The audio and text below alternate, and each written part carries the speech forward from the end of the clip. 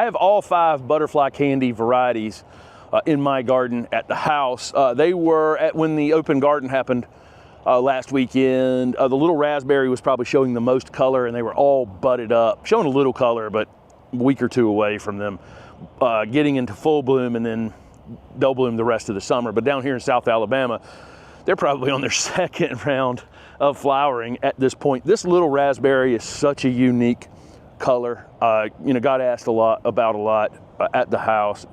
These are this butterfly candy series are dwarf butterfly bushes, and although dwarf, little raspberry is a little bit more vigorous in the ground than the other 4, so it's up about 3 feet in height as it's coming into full bloom at the house. Like other butterfly bushes, you cut these down in the late winter, and they just come back to that height. You don't necessarily have to cut them back, but it's kind of best to.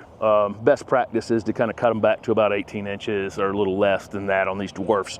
And then because all the flowers are on new growth, so last year's growth is not going to produce the flowers. It's going to have to get bigger to flower, if that makes any sense. So best to cut them back, then they come back out, and then for me in my area, sometime around the 1st of July, all the way through frost. Down here in the south, a little bit longer than that. Pretty much everybody watching can grow these.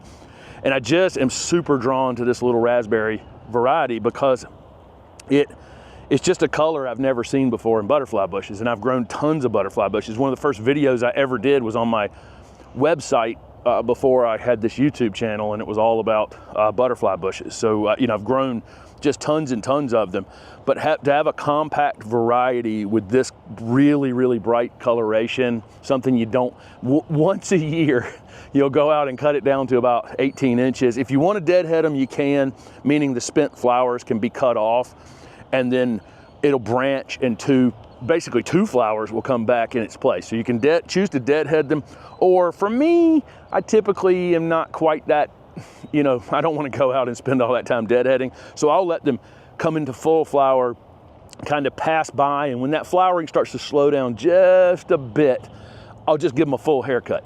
And so they won't be blooming for a week or 2, and then they'll come back into full absolute bloom again. So either technique is fine, deadheading or shearing, your choice. But if you get your hands on one of these little raspberries, I highly recommend this one. It's just such a great plant and such a unique color that I just don't see on many other plants.